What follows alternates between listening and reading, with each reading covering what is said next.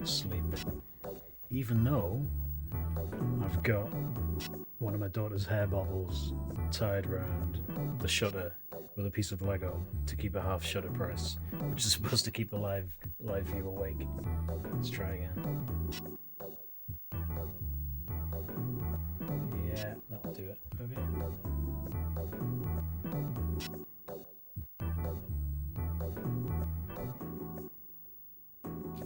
Shit. Nope. Fuck's sake.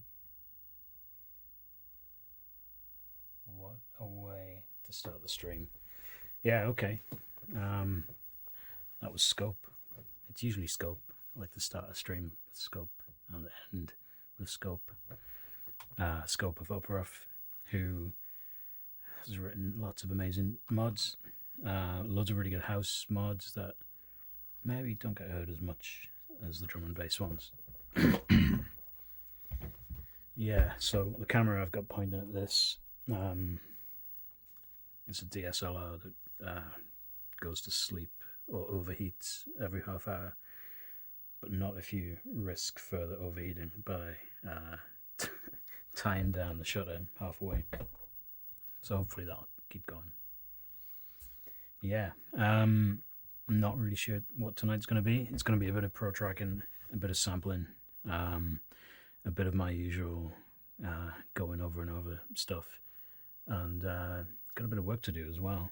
I thought I might as well do it on stream. A bit of weird Amiga work where I need to grab a bunch of screen dumps, which sometimes is easy, sometimes is not. Sometimes involves stepping through RAM and trying to find the entire screen buffer. That might be interesting to watch. It might not be. We'll find out. I'm willing to risk it. Yeah.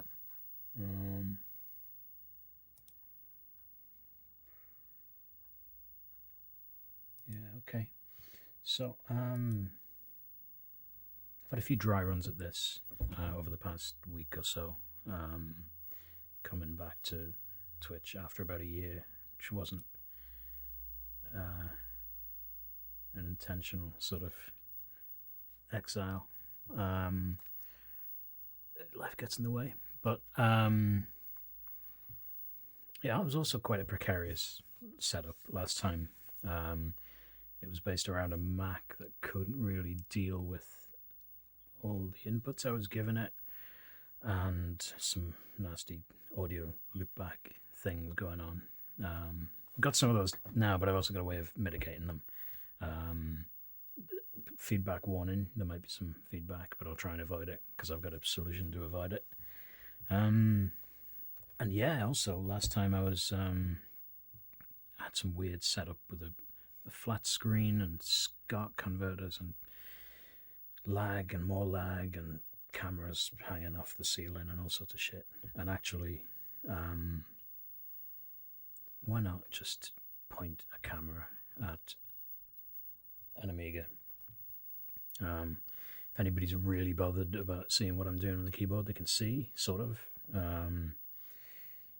You get a bit of the nice eye burn glow of the phosphor, and you get this, let's say, satisfactory composite output, which I won't bother going into again. I explained in the last one why that is the way it is. I'm quite happy with it, to be honest. It's what I'm used to seeing for so many years. When I toured with the Amiga, that's what I'd see every night on stage. That quality on a shitty screen. And it's currently the best direct capture that I can get from the Amiga. The problem is I can't get it from the Amiga 500, because in the Amiga 500 you've only got RF or RGB, and the RGB you can convert to composite with one of these. This is an Amiga 520. So I mean, fucking hell, if you had a 500, you probably recognize this.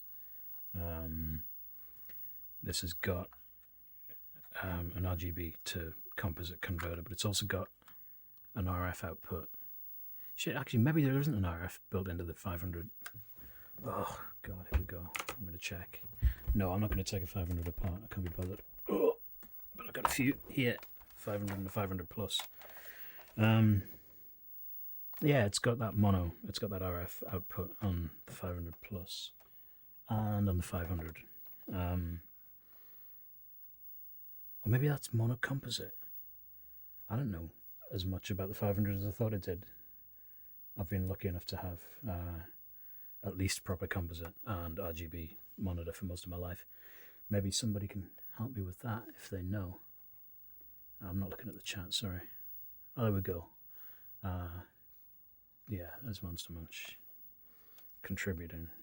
So yeah, I'm holding it away from the camera. That's the 500. That's the RGB output of the 500. I'm not good at getting this in shot. Also, it's a fixed focus prime lens, so I can't really easily get it in focus when I'm holding stuff. But you get the picture. Already, this 500 is fucking phenomenally deep on a desk compared to anything else, particularly the 600. Actually, no, the 600 and the 1200 are equally deep. Anyway, this is enormous. And then if you want composite out of that, because you haven't got an RGB monitor and you're using a family TV, which we did for a while, we had the 600, so it had composite straight out, but this goes in the back of here. And then that is the amount of shit you've got to have on your desk. So your desk's got to be at least that deep, which is the entire desk over here. And then if you wanted to stick RF, then in the end, you've got to get a cable in there in the top. So yeah, that's not much good. But it also means that whereas on the 1200 and the 600, I can mirror the... So I've got the RGB output, I've got the composite output, and I've got the RF output. That's a lot of options, which means I can have the RGB go into this monitor so I can look at it and it looks really clear, and there's absolutely zero delay, lag or anything like that. There's no frame buffers involved, no latency, and this is a delight to use. You see the added lag from the composite signal that's gone through the EasyCap adapter. So when I move the mouse, you've got 3 layers of delay there, and then if I look at my stream, that's just snail mail speeds. But that's fine, because if it's really jarring, by the way, when I'm typing notes and stuff, if it's really jarring, then you can tell me, and I can maybe put a delay in the audio, so at least the video and the audio will be arriving with you at the same time. But I think it's okay for now. Maybe when we get into deep chiptune techniques, you want to actually see what the result of a key press is. We'll tackle that when we get to it. RGB, last time Monster Munch reminded me that I have to, proper Twitch etiquette now is to mispronounce everybody's nickname 3 times before getting it right, and then ask. I've been saying Rog B. Is that cool? I'm gonna say it until you tell me to stop. I only ever had a 500 plus TV. Is that 500 plus with a TV or a 500 plus a TV? I think it doesn't make any difference here because it's the same I/O. That RF modulator was shit. Yeah, it was. The reason I still even have it, well, there's a number of reasons I have this. It's one of the many bits of hardware that I used to use for my stash. Although this one's quite a bit harder to get open and closed. I used mostly this rebadged Techno Sound Turbo for my stash. It's one of the reasons it broke, and one of the reasons I had to fix it last week. It had been broken for about 10 or 15 years because I used to keep things in there. But hey, nobody ever found them. These things, the case is lovely. The case is absolutely lovely, and I've tried to use that case for other purposes, but it's really difficult to find anything else to do with it. Well, I've got one idea, but I'm not going to talk about that right now because it's a surprise. My throat's shut as well because I've been reading bedtime stories to the kids. they're reading a story, or they wanted me to read them a story about not just one pirate, but multiple pirates, with a whole range of variations on pirate accents, and two ships with different types of pirate. One is a modern pirate family, and one is a bunch of old ghost pirates. And yeah, that once you commit to an accent per pirate at the start of the book and per character, you have to fucking stick with that. So yeah, it's tough. Oh shit, yeah, it's just prize is open, but it's really this is quite the digression. I can't get it open now. Yeah, not very good for your stash if you need to access it in a hurry. But as you say, it's a lot of shit. It just looks nice. But I have been using the 500 a bit more. I've been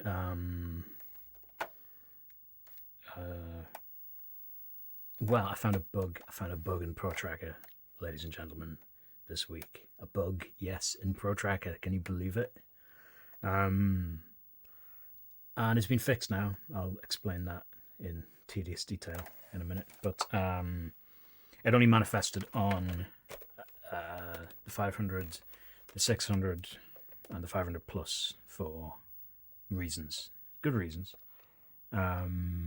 And those reasons are also the reasons it wasn't picked up on the 1200, which it doesn't affect, or the 4000, maybe the 3000. I can't remember what's in the 3000.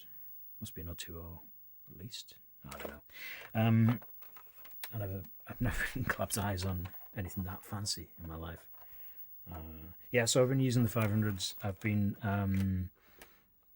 doing various bits of compatibility testing on them, and I quite like using them. The 500 Plus currently has my shittest keyboard in it. That is the keyboard with the enormous enter key and the enormous shift key, but no slash. And the slash is what I expect to find there, or the empty key, this key here with nothing on it.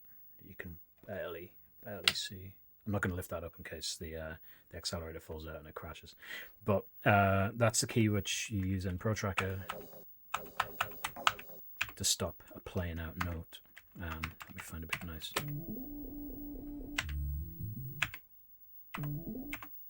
So I've got one on here which has got this long shift, and when you've got muscle memory pointing you towards that to try and make a note stop and it doesn't happen, that can be annoying.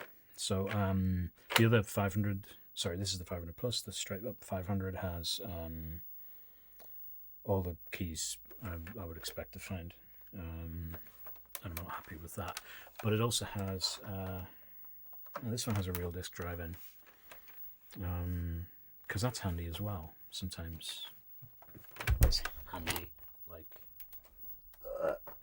nobody needs real disk drives, but I've repaired a few recently, and once you've repaired something, you're prepared to give it a stay of execution. That's quite nice. They make nice sounds. These things haven't managed to. The Gotek, I've got speakers in the Gotek to make a sort of fake floppy drive motor sound. It's not great. It's not great, but it lets you know it's doing something. That's the point. What was the bug in Protracker? I hear nobody ask, except me rhetorically. The bug was if you try to paste any sample data, not only did it crash, but full-on guru meditation error, system goes down. So that was fun. Any kind of pasting of sample data. I think 8-Bit Bubsy reckons, so Dale, Dopefish, and I told him what was wrong. He said it sounds like it might be a word boundary error because it's happening on 020 machines and not 00 machines. And on 020 machines, you don't have to access every memory address on a word boundary. So words 2 bytes, pretty sure. Yeah. And if you access it in the middle of a word, so in other words on an odd byte rather than an even byte, then it might just all flop over.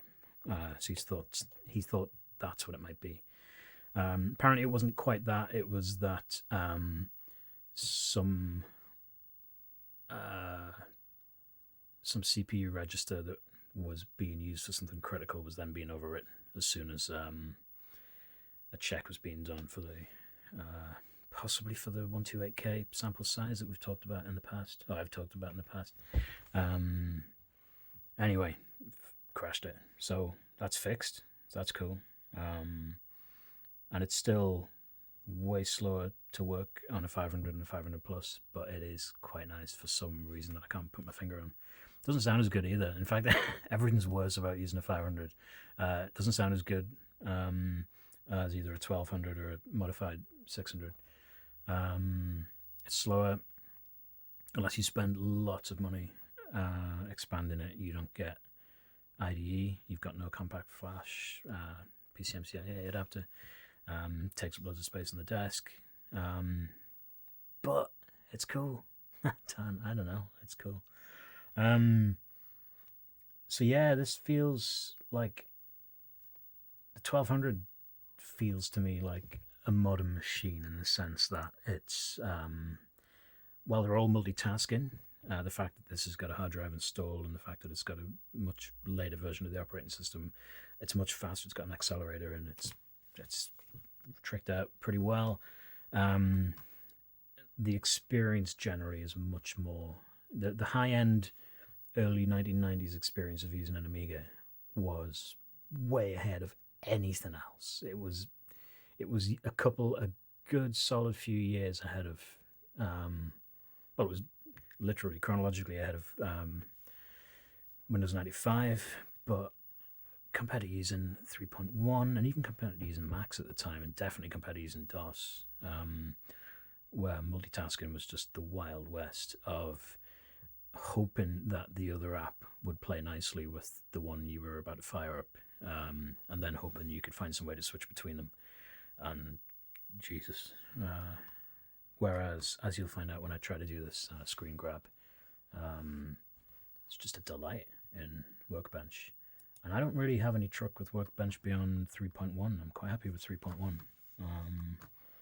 I've had 3.9 installed on machines over the years, but I haven't really. It's a lot of clutter, which I guess some people really want that to be their everyday operating system. And like, get real, it's not.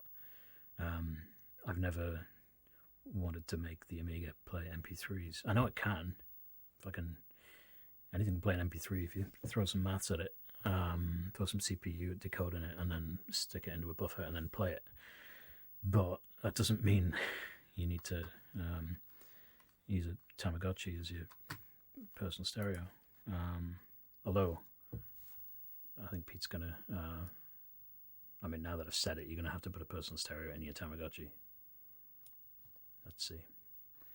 Out of Protracking now. There's other stuff to talk about. I don't know if I'm going to talk about it yet. The thing I mysteriously alluded to last time. A bit of it will become apparent tonight, but I don't think I'm going to talk about it in detail. Monster Munch and I have been working on something that we're going to announce soon, which might be interesting to some people. Yeah, and I've got Mysterious Noise tonight on the whole sampling circuit that I didn't have last time. Could be these new LED lights that I've set up to make the Amiga look even prettier. And it could be... And a step counter. Good man.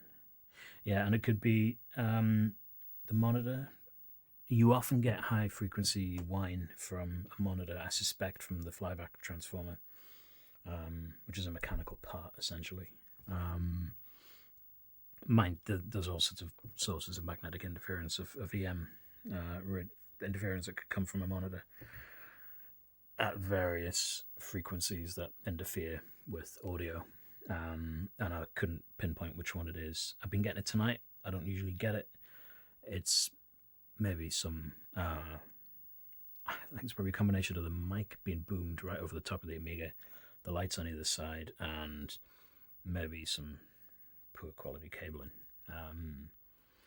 So when I do some sampling tonight, it'll sound a bit ropey. and it'll be hard to persuade you that in real life it actually sounds okay. Normally it's monitoring from the Amiga that if you're listening to the output of the Amiga and the whole thing's in a studio loop, even if you mitigate it with ground loop isolators and things like that, balanced signals. What just happened there? My sets of headphones started falling out. You hearing it start? What's going on? Are my headphones knackered? Sorry, I'm having a moment. Ugh. 1, 2, 1, 2, 1, 2. I can't really be doing with this headphone cable going funny. 1, 1. Excuse me. Yeah, I know. What's going on? I feel like suddenly the mic's gone funny, and I should know why, because it's my it's literally my job.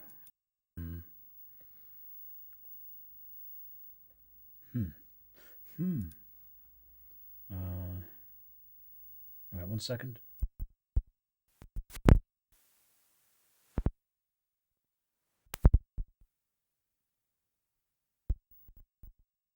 One. It's like it went out of phase or something. Let me check the phase. Nope, it's not on the mic side. Anyway, yeah, I mean, maybe it's my elderly ears. What was I talking about? Fucking doesn't matter, does it? Oh yeah, if you oh, that's gone horribly wrong. 1, 1, 1. What's that? Oh, it's a synth. Yeah, got some synths kicking around here.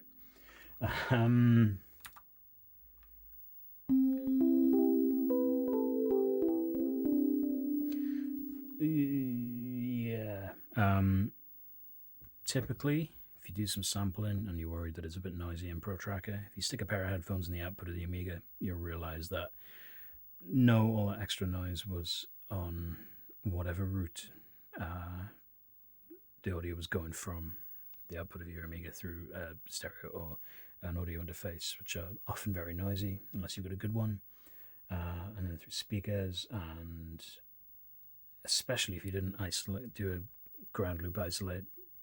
Well, you could get one of those one of these things here, which is a ground loop isolator, which cuts the ground signal that runs between two systems or devices that both plug into the mains on the same ground loop. So the house mains. Depends which country you're in. In this country, it is the way it is for complicated reasons, mainly cheapskate reasons.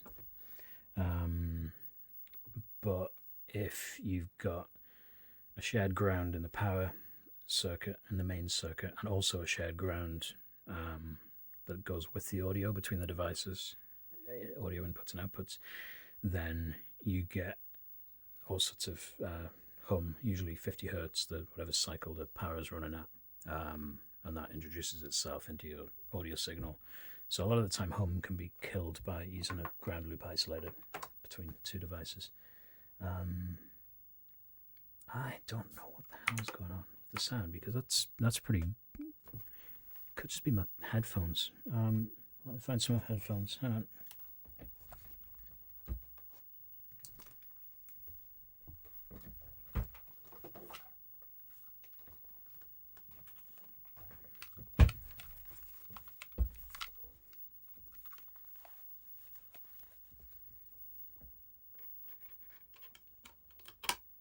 Oh, Jesus.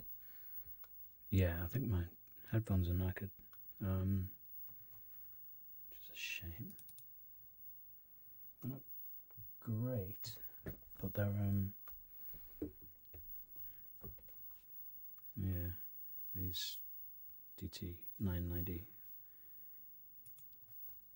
I mean, if you read headphone review sites, they'll say that they are great, but that's because headphone review sites are full of audiophile people who don't know what the hell they're talking about. They're fine, they're not great, and now I'm concerned that I have to repair them. I got them from my father-in-law who won them in a competition, otherwise I would not have paid good money for them. I'm using my work headphones now, which are pretty solid, reliable. The ones that I wear all day, comfortably if I need to. And they're really loud compared to that shit. So I hope the level's kind of okay. I've been talking a long time while nothing's been happening on the Amiga. That's not so good. Yeah, so I said I was trying to do some screen grabs, which I need to do for work.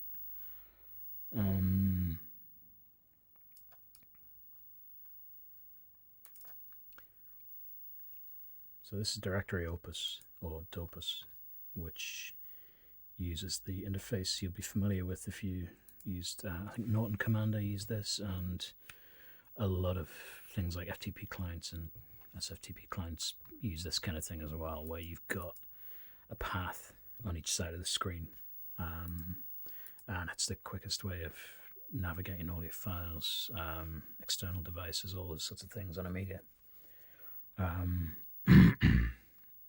Because Amiga doesn't have a sort of a path-based window operating system, so if you go through a lot of files, a lot of folders, or they're called drawers in Workbench, that'll just open more and more drawers, and then you find you've got just cascades of drawers everywhere. It can be handy. You'd sometimes want to keep one open, but usually it gets in the way, and then you've got different view types and different things, and then you've got to scroll this way, and sometimes you've got icons that are, you might have like 50 icons, but they're all horizontal, and you've got to scroll horizontally to find them all. Or you've got 10, but they've got really long file names, and then, yeah, so that's a nightmare, usually. Much easier to use Directory Opus and set a lot of favorites and defaults for your own use. And I've made some extra buttons here that do things that I do often. I've got a lot of assigns in here to access easily. And if I eject... Shit. Does the system noise come through? Do you hear that stupid Windows eject sound? Apologies if you do. Nobody should have to hear that, ever. Or any sound that Windows makes.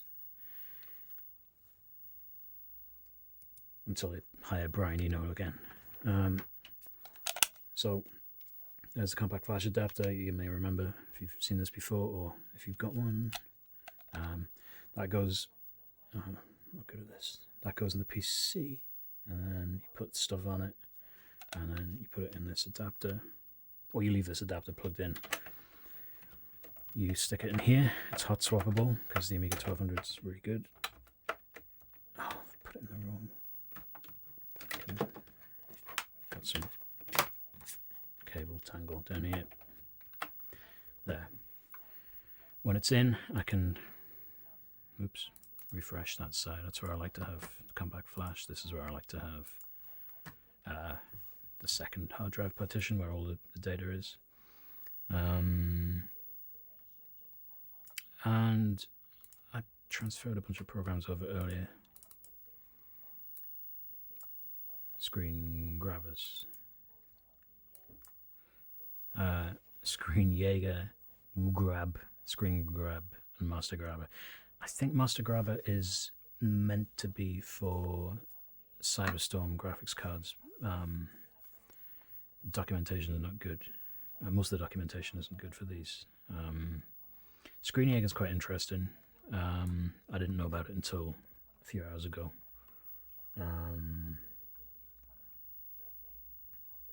Oh, cool. Rogerby's just got Bubsy's native Protracker 2.3F working. Do you mean the Amiga version? Or native to PC or Mac, the clone or the real one?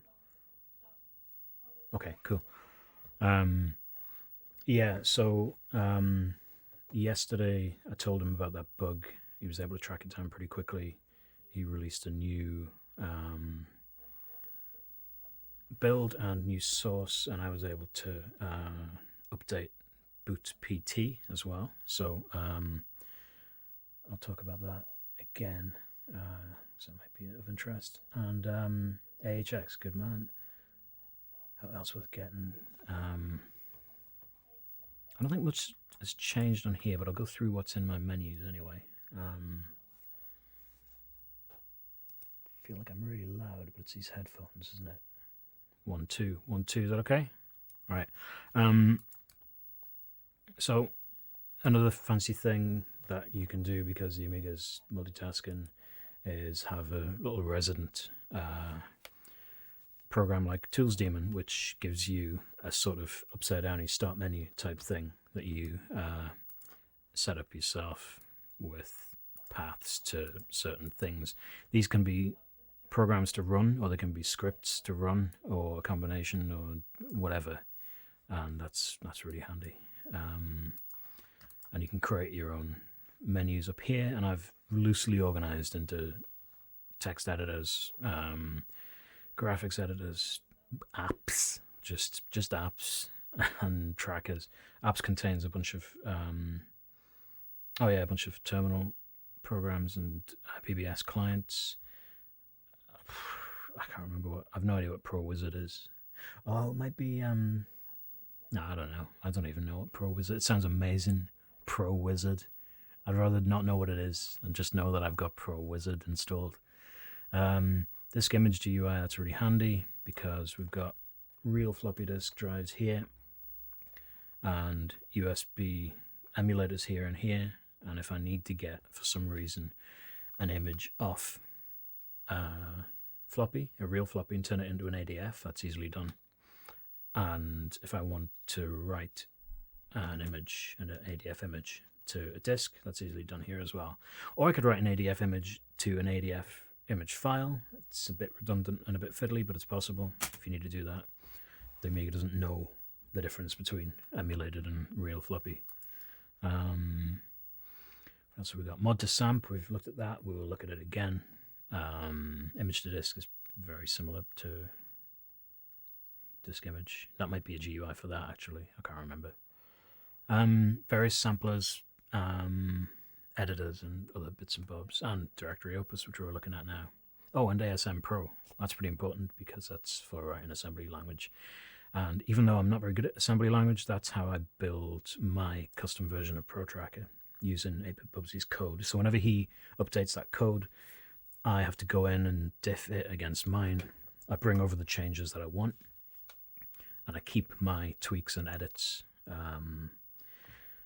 And that way it's nice and distinct from all the other versions of Protracker that I've got in here. Music line editor, I said we'd look at. It's amazing, but I don't understand it well enough, and one of these days I will learn it and then stream about it. Octamed Melon Tracker is really a reskin of Protracker, but it's pretty. A few other versions of Protracker for compatibility's sake. The original 2.3D is there.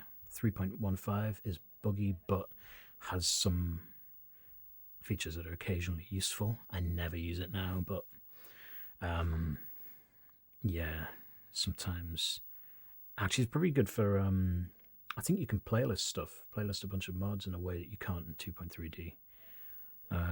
You also get direct volume control, so I've been using a fader for that when I've been playing mods at the start or the end of the stream. You can do a smooth fade out because it hammers the metal directly. Paula's 14-bit volume control is just hooked up to that volume control, so it's not a software volume control. It's not changing the sample mixing volume or anything like that. It's just directly controlling Paula's output, as far as I understand it. So it's very smooth and responsive. It's just a volume control, but it means a lot to me because I used to DJ a lot, and having a smooth volume control is pretty important. 3.62 is even buggier. Yeah. Looks cool. It's got some cool features, but it's even buggier. And AHX, of course. We'll go back to AHX. We will also have, at some point, a stream about Hively Tracker, which isn't even on the Amiga. Well, it's not on this Amiga anymore. It used to be, but this Amiga is no longer capable of running it. We'll do that on the PC. I'm going to have to get that tools menu daemon, says Roger B. The icons plus inflow lock is doing my note already. Yeah, it's a pain in the hole. So what you can do on tools daemon is, if you have an app that doesn't have an info file associated with it, all that stuff is great if you can spend the time to learn it, but I forget it often. You can put an amazing amount of metadata and useful stuff in an info file, but sometimes you just want to run the app, and tools prefs lets you, or tools daemon lets you run stuff as if you're running it from the CLI, from the command line. Oops, not that.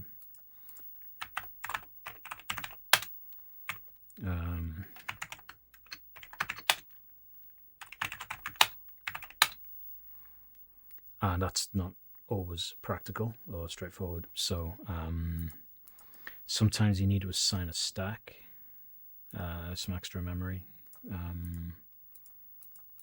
Most of these are pretty straightforward, but sometimes you need to run them in a certain way before they'll do the thing. Maybe I haven't got any. AHX usually got some funny stuff going on. Right, so AHX on here isn't even running AHX directly, it's running a script of mine with 16384 bytes stack size. I can't even remember why that has to be there. So the script it's running is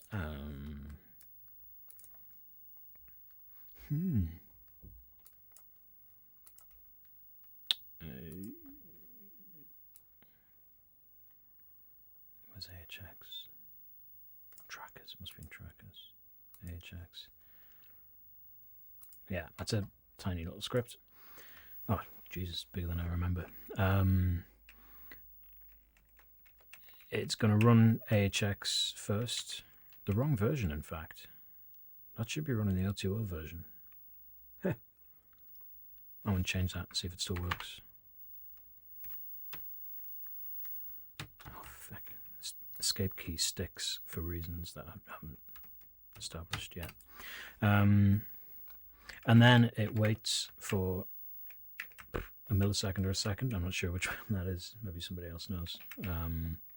And then it starts changing the active palette because AHX runs in a very workbench friendly way. It uses mostly workbench gadgets and stuff, low res, and it uses whatever your workbench palette is, or it sets its own palette, and then you can easily change that palette using this app called SetRGB, which just changes whatever the active workbench palette is. So here I've got commented out a bunch of variations on the theme. I've got some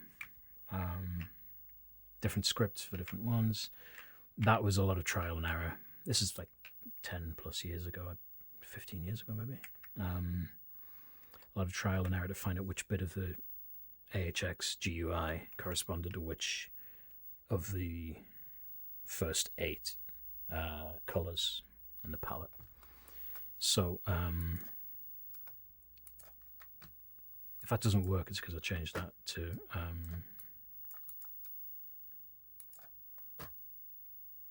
there we go. Isn't that nice? So yeah, waits a moment, then it changes all the colors, and then you get what looks like a nice, tasty custom AHX. It doesn't look quite so nice on this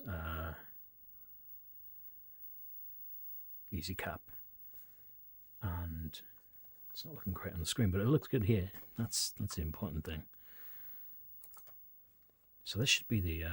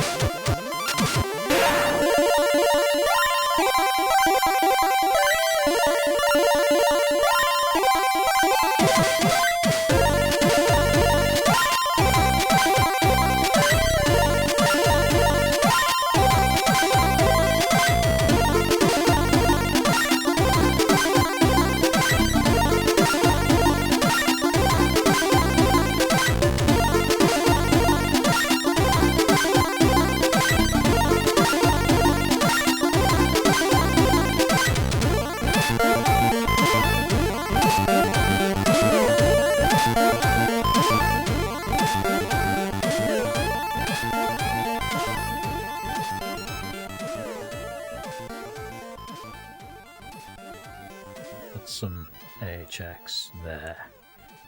That is a cover I did of a tune by Twin Beam, who are an awesome band, vaporwavy, VGME, but live action, with some good friends of mine, Oscar Cassidy, doing most of the. He's a drummer, but he's a very good drummer, but he's doing most of the production, keys and synth stuff. John Pope is on the bass, and Athel Cassidy is on fucking virtuoso guitar stuff. I'll link to some of their projects, their various other projects as well, because they're awesome and relevant to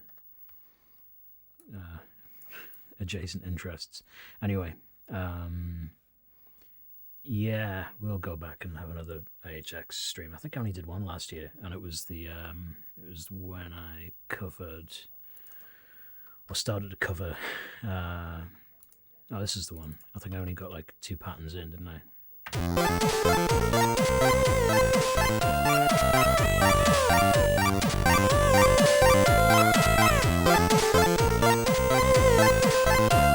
Maybe I'll finish that one day. I'm not great at finishing things.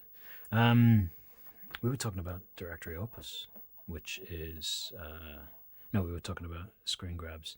That's really boring, even by the standards of this stream. That's boring.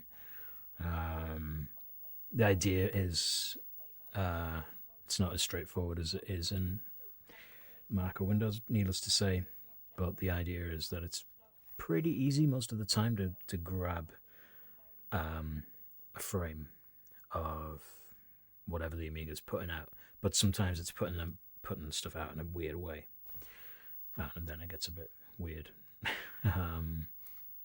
It's usually easy to get screen grabs of stuff that is workbench friendly and multitasking, because things occupy their own screens and you can switch between them. I'm using Amiga, the black Amiga key, and M to switch between these two, but equally if I ran another app from here, like Audio Master, I could switch between these two, get back to the one. Oh, that's been weird until I get rid of that clicky thing. And then, actually, Audiomaster 2 is very old. I think that says, I think that's 88. So it might not be as neighborly as some of the newer ones. It's probably written for version 1.3. Oh, look, and it's already corrupting the other screen. Right, go home, Audiomaster. Ah, that leaves me with the fucked up palette. So that's kind of what setRGB does, except setRGB closes itself respectably instead of just leaving that shit all over the place. Cheers. Cheers. That's no problem. Yeah. So that's handy. And you can do other stuff in here that's quite cool. You can run a whole lot of... You can set up file types.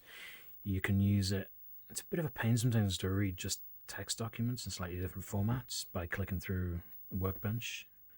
Using directory opus, you can usually assign a type and a viewer of some kind to different file types. I've gone on about this at length in the past, but like file types don't really work the same way on the Amiga as you might be used to. Mac OS and Windows usually determine a file type based on the extension. And Workbench doesn't care. Amiga OS doesn't care about your extensions. That's fine. It means you can come up with your own. I usually use smp.smp to tell me that something's a sample, but nobody else cares. Nothing else in the Amiga cares, just for my own use. Well, there we go.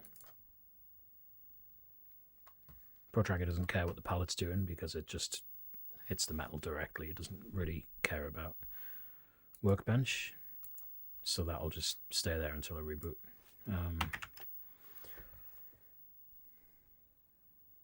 Now, you may have noticed that my keyboard is an absolute disgrace. It's got capacitors and Game Boys and things on it. I'm going to clear some space.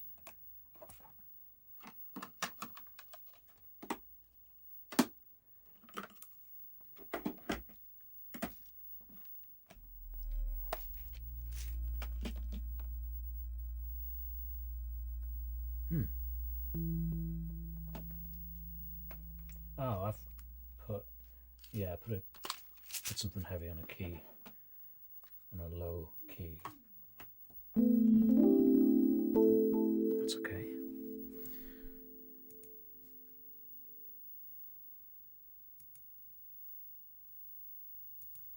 Yeah, so you saw how quickly that rebooted.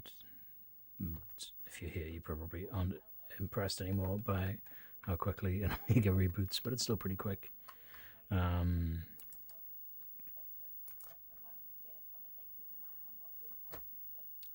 back into Protracker. Let's sample something. Now, first thing I'm going to do is I'm going to mute the output of the Amiga on the stream, or else you'll get terrible feedback. Do you know what that sounds like? That's not so bad, actually. It gets really bad. So I'll stop it. I'll also in a moment kill my mic because currently everything, all the output of the PC is going to the sampler.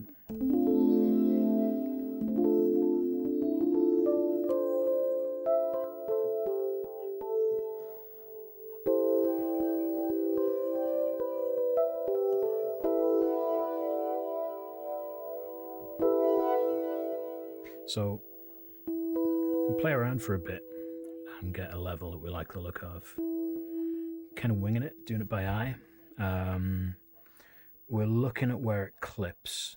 The scope here is pretty responsive, and we're looking to see where the waveforms square off at the top. That means they're clipping. That means there's more. There's amplitude data that can't be read because it goes over the well, the scale of the 8-bit converter. But what I've found is that typically, because there's not much, this isn't very good at indicating which clipping bits are transients that maybe are inaudible. So you need to spend a lot of time tweaking your sound if you want to get it as good as possible. Usually you tend to want to roll off a bit of bass if what you're sampling is not a bass sample. Assuming that will be built up in your mix by whatever your bass sound is, then you can usually get a better signal to noise ratio by upping the volume, rolling off the bass, and risking a bit of transient clipping in the expectation that it won't be so bad once you've sampled it. So I'm going to jump back to Ableton here.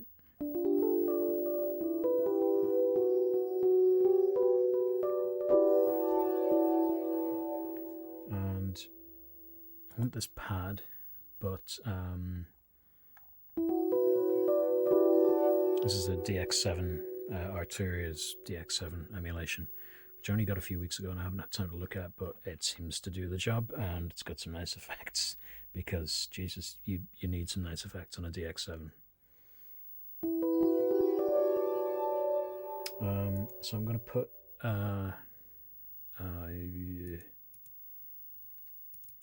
I'm going to roll off some of the bass from it.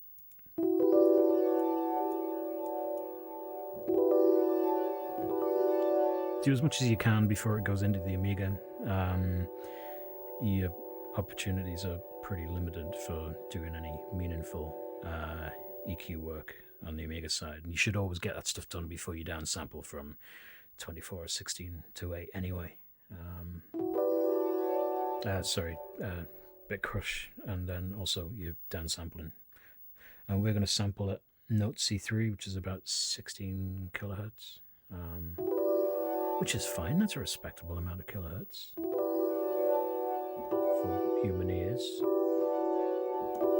That level seems okay. So I'll kill a mic and I'll sample that.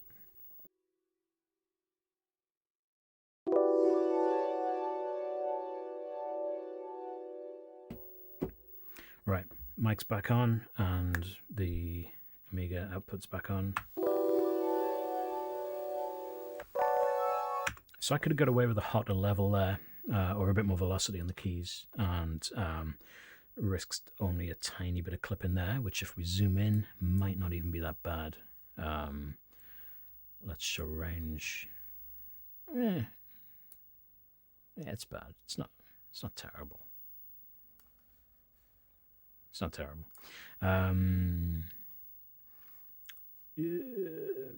Show all, yeah. And also I want to get rid of that. So that hiss at the start is, if I select it and then click range, that'll just play the range. That's pretty quiet. I thought it would be louder than that. I thought we'd get more interference from the monitor and from the wiring.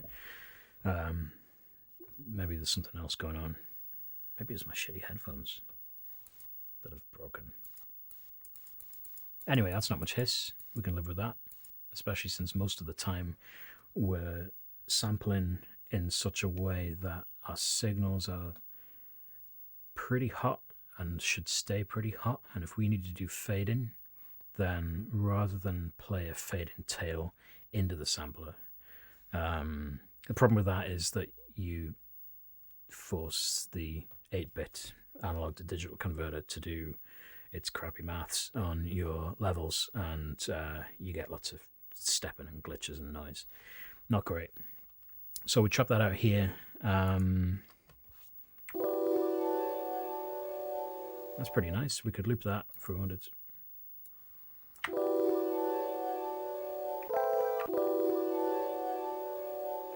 We'll turn that up a bit. Is that okay? Not too loud? Kind of doing this by ear now because I haven't switched my headphones, which are much louder. Suddenly, I'm not sure what you're hearing, but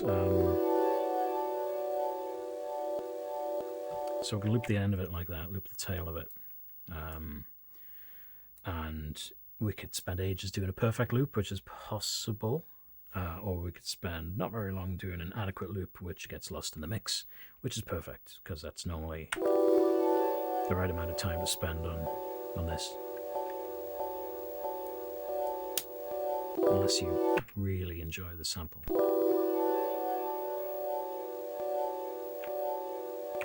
But if you wanted this to fade out, and if we'd played a note that had just faded out, it would sound pretty ropey at the end. The best way to deal with that is to use Protracker's own fade.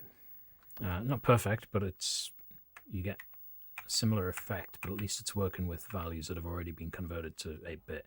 So it's not going to kind of spike irrationally on one byte and then suddenly drop and get that weird sort of clicky gating that you often get at the end of a fade out on an 8-bit sample. So I'll click here and then go through the edit menus until I get to edit menu number 3 here. And then FU and FD are fade up and fade down. So it fades down from wherever the mouse pointer position is at. Fade down from there, fades down to nothing. So it'll be any problems will be most audible if I go down an octave and play it really low.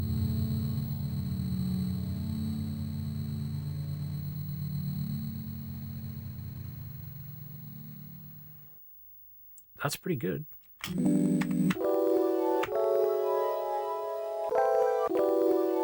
That's pretty good. Another way to do it, an even cleaner way to do it, and a way where you've got much more control, would be to loop this much earlier on.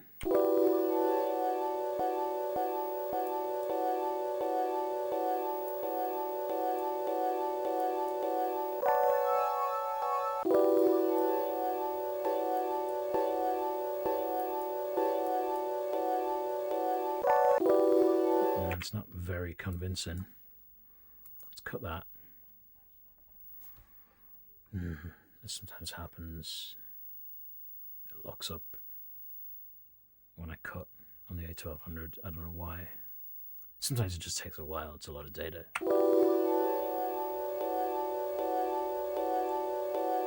There's a number of things you could do there. You could copy that out, put it on a new sample, do a crossfade, which mixes a reversed copy of itself over, so that in theory it should loop perfectly. It rarely does.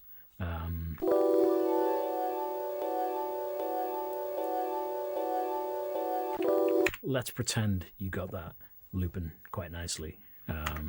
Then, if you've got the effects columns to spare, then you just use a fade out in the code, in the node data. A01 is the most gradual broad strokes volume.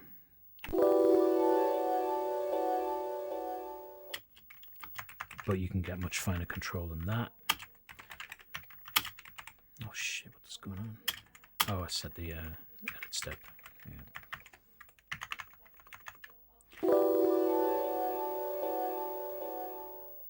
That's pretty smooth, but it's also a bit quick, even at its slowest. And if your tune is moving at a fair lick, which sometimes it might be if you're doing a big sample tune rather than a chip tune.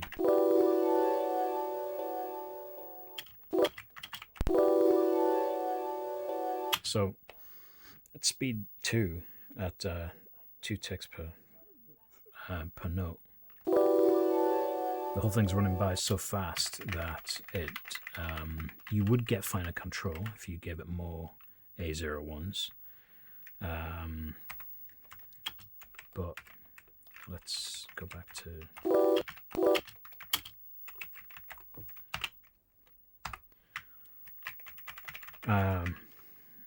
is it EB1? I always forget what the fine volume control is, because I don't normally use it in chip tunes because I'm not that subtle.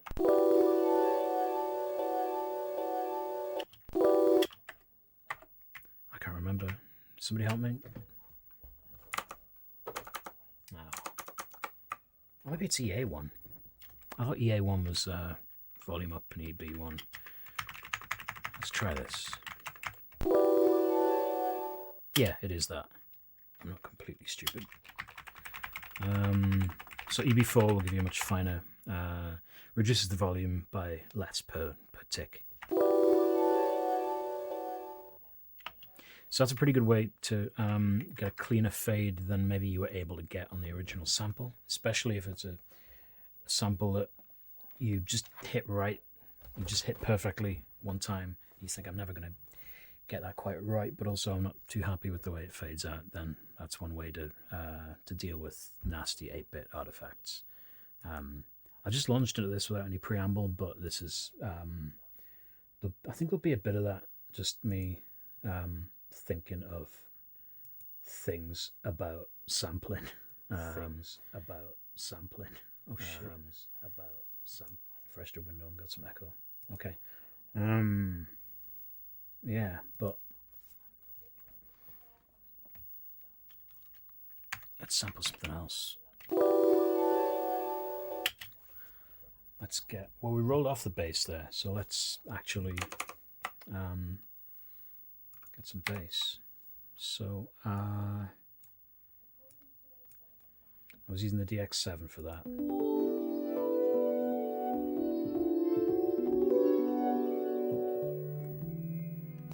Remind myself what key I'm in. Sort of A, sort of E. I won't explain what I mean by sort of. That's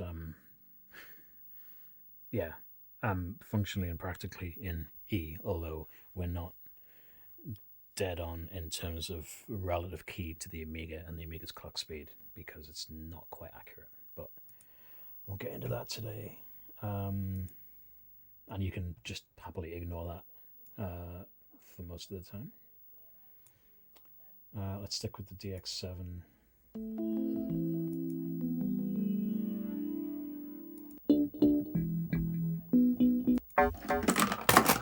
Shit, that was exciting.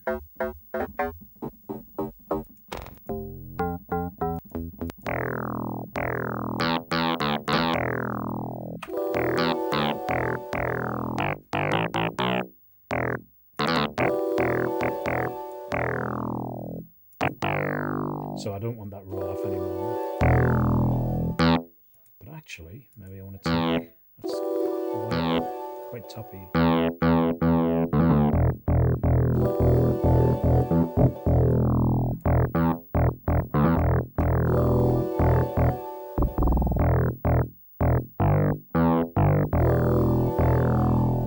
So that's the note I think I'm going to go for, that low E.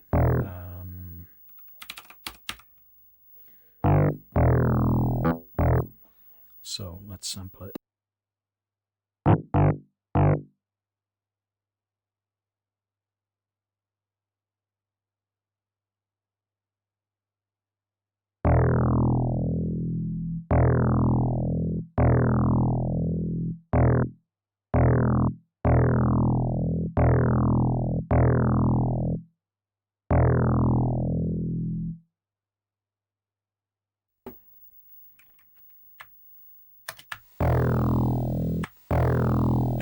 Looks quite clippy, but it's actually not that clippy, so that's okay.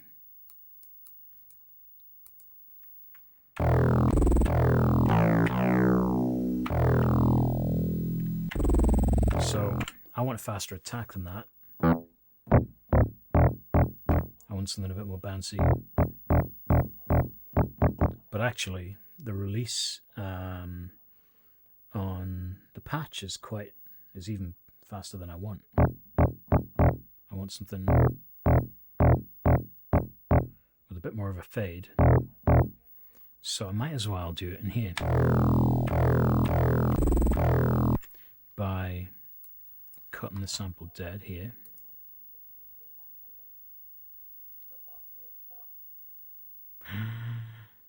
Come on. This is partly because I've got cut to buffer enabled. So anytime I do a cut, it's going into the buffer. If I wasn't cutting the buffer, then it would just free up that memory. I'm going to zoom right in. This is way in. And take those empty bytes out. Zoom out.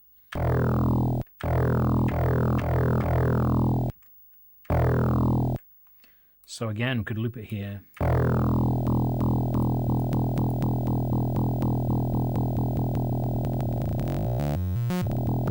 Not very convincingly, but it's possible. But like I said, I wanted a fast release and a bit of a bouncy. I sampled that way too high, but that's a different stream. Yeah, so let's put the cursor position here. It's hard to see when the waveform is busy, but let's fade it down. I want it even shorter, so I'll put the fade there. So it'll be quite a steep fade.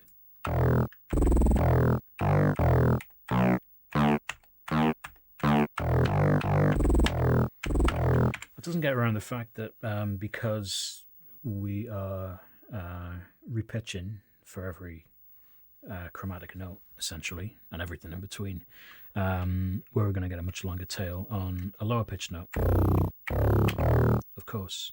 So if we can spare the data columns, then we can just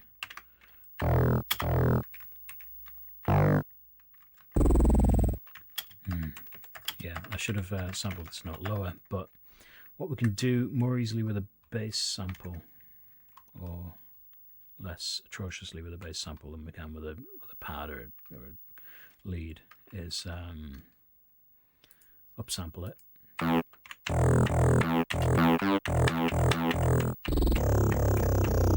I've got somewhere to go with it.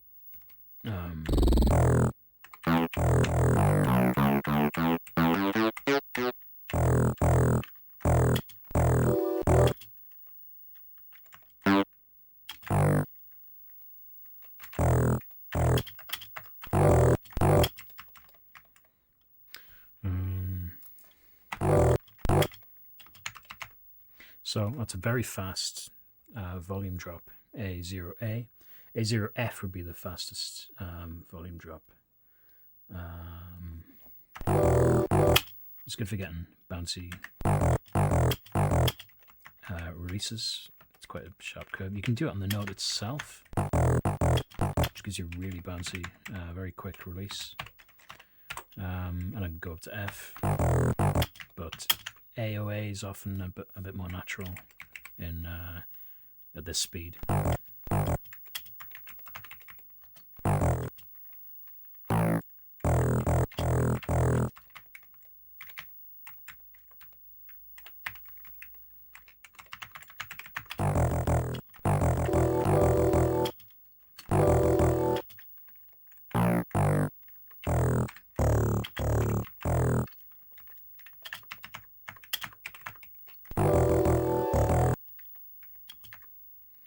And then you can stretch that out a bit longer if you want a bit more of a sustain.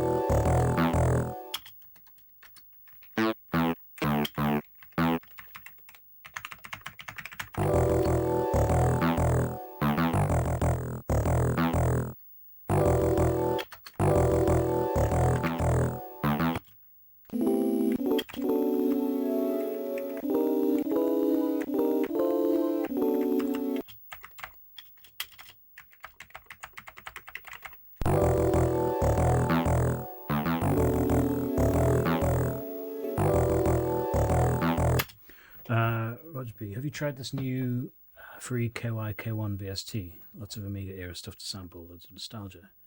I will take a look. Cool. I have a K1 in the loft.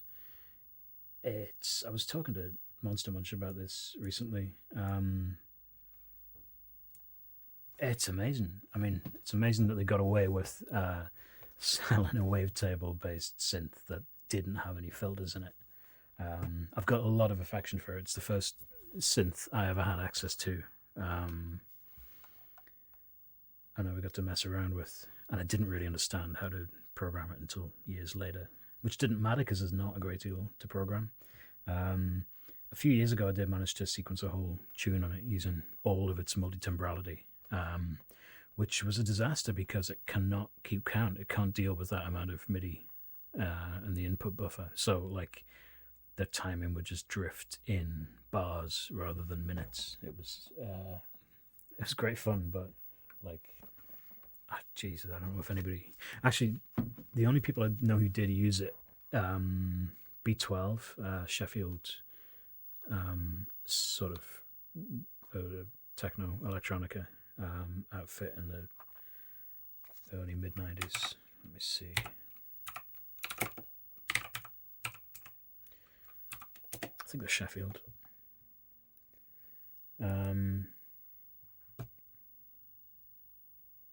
No, Essex. Well, yeah. But they're on Warp, so that whole general scene. What was a load of stuff they've done that I haven't heard, but I'm pretty sure in '93 they were doing. There are sounds I recognise from the K1 on a bunch of their records, which is nice. And yeah, so I think I made an editor for it, and then wished I hadn't bothered because there wasn't much to edit. No filters, like I said.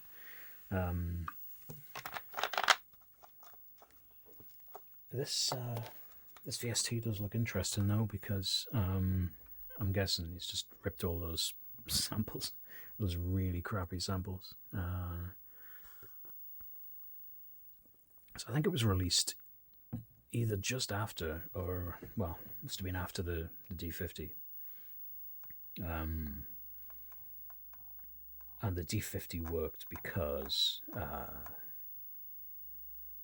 it was so good at taking, firstly, very high quality samples and then dealing with them in a very sensible way, of using sample tails and then synthesis for the sustain and then release tails and stuff like that. And it's your man, whose name I keep forgetting, who runs Spectrasonics and works on Omnisphere, which is a direct sort of descendant of that. And I really enjoyed the D50 when I had it. I had to sell it because I was hungry and my kids were hungry. But that's how it goes. And it's really, really, really heavy, and I didn't have room for it, so it's gone to a better place. A friend of mine has it. He's going to teach himself piano with it.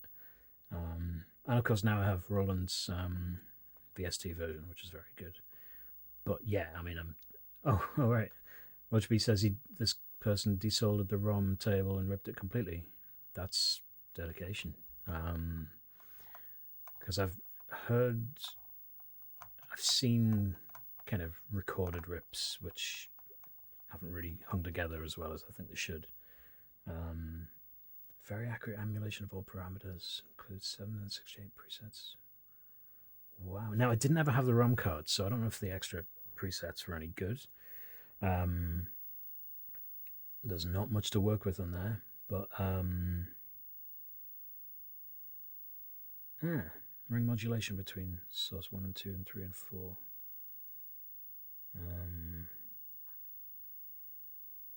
I had some weird stuff like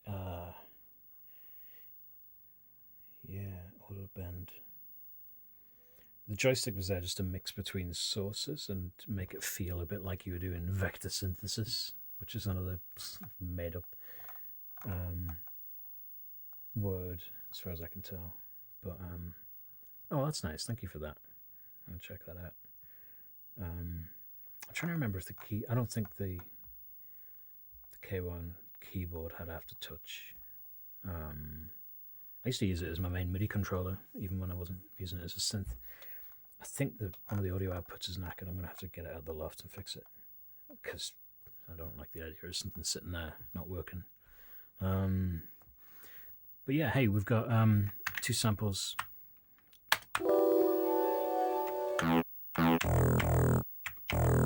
Going on here that sound reasonably good. There's a bit of clipping going on with the bass here. I'm not sure my levels are all as they should be. I think when I save out this mod and transfer it over, I'll realize everything is pretty hot, unnecessarily hot. And I had to upsample that. I should have sampled it at different octaves and figured out what my range was going to be. Compositionally, you want to figure out whether you're predominantly going to need to go down or up. And because this patch doesn't sound good this far down, which is only an octave down from where we sampled. If it was a more complex analog patch, you could probably get away with going down to A or G maybe, but as it is, that's C is probably the lowest you'd ever want to go with that. But I sampled here at a relatively high Protracking note. I should have sampled here and then gone down if I needed to, and multi-sampled across 2 octaves if I needed to. But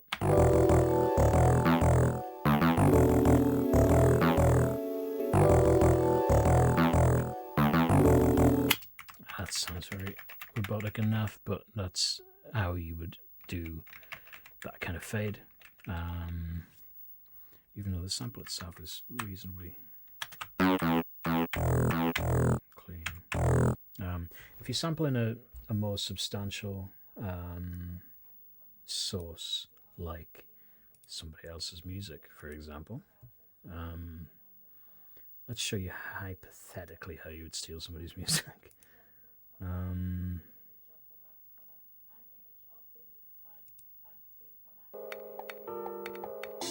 Let's have some liquid drum and bass. So that's the full spectrum of somebody else's mix there. Lots of hats, lots of... Is that coming through? It should be. Yeah. Nice hats and shakers up there, and it's nice sub bass going on, as you'd expect in a mid-90s liquid drum and bass track. So, sampler, that's what the waveform's looking like.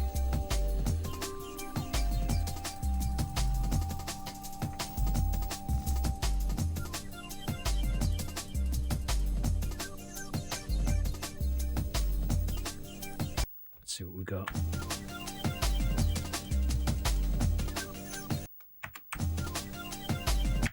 That's pretty healthy. I would put maybe 120% volume boost on that twice.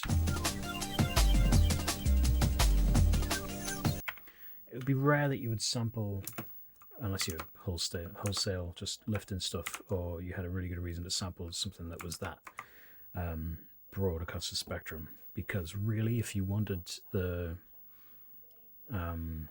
you would want to make some decisions here, because the volume of that sub bass is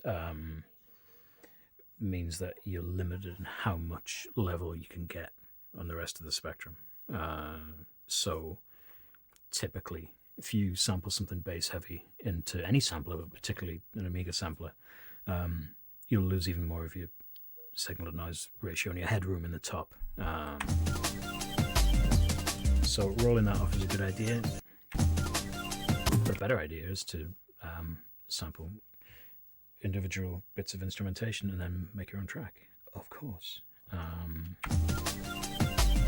And yeah, I guess, what time is it? 11:15, dear me. Better wind it up. But we'll go back to doing full tracks, or at least starting to do full tracks, and sampling techniques for different types of source, for different types of synthesis, for different types of drum samples in particular. That's a whole science in itself. Getting Protracker to to give you nice snares, hi-hats, and shakers. If you are careful with what you put in, and it will give you something nice back, and it's perfectly capable of reproducing those frequencies, but it's also, if you don't know what you're doing, capable of mangling them on the way in. And yeah, we'll also look at Amiga Pal, which I said we would look at, and we will. It's had quite an overhaul. It looks a bit different, has some new features. It should be easy to use, and has some things that will give you a better chance of getting the level that you need for a good sample. And of course, there's the mysterious thing that I keep alluding to that we're going to announce soon. It's a hardware project. There's a clue, and we will discuss that, I think, over the weekend or next week. We've got a few more things we need to finish before we do that. Yeah, well, thank you for coming. Thank you for watching. Sorry it's been another scattershot stream of consciousness thing, but like I say, we're still getting back into the habit, or I'm still getting back into the habit of how this should be and what we should do. I'm always keen to hear suggestions for what to do. I said last week that I was going to switch back to a lapel mic, a lav mic, and I didn't, so you've probably been getting a lot of me going away from this fairly directional boom. And like I said, my voice is shredded to bits. But yeah, I had some suggestions after last week about what to do, which is why we're going to look at Hively Tracker. So keep those coming, and I'll have a little look at AHX, and it feels like a long time since I sat down and just did a chiptune, so that should happen soon. I feel like I did a lot of sort of half-assed drum and bass last year, but I'm going to keep investigating ways of getting splitting the RGB output from an Amiga 500. That would be fun to do. A chiptune, a 500 or 500 plus, put in from floppy with a couple of samples in there, and experimenting with ways to create new tiny samples. And I've put some useful utilities on Boot PT, like a little text editor that will let you essentially write binary files, if you know the right ASCII characters, that will let you build raw data in waveforms that you can then load in. You can load the text file in as raw data, and it will appear to Protracker as highs and lows and amplitude and 8-bit amplitude, and then you've got a waveform. So that's fun. That's a great way of producing samples with no hardware, no other, not even any other means of getting stuff on to your computer. If all you've got is Boot PT on a floppy disk or a USB drive, that's a fun way to go minimalist chiptune from scratch. I don't know if we did that last. If we did that last year, I probably rambled on tangent and made a mess of it. So we'll do that again. And I think I'll run a few. Find something nice to play us out. Not from my mods. I won't. Or maybe I will. Did I discover some mods that I'd forgotten about?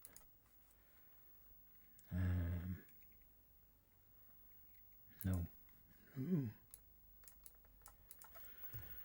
Excuse me. Oh, fuck, I've done it again. Jesus whips. That's where I want to be. Oh. Oh. No. What's in here?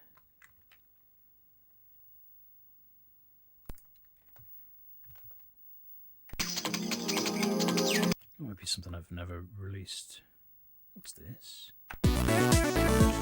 Hey, I never finished that either. Maybe that's what I'll spend this year doing, finishing the things I never finished last year.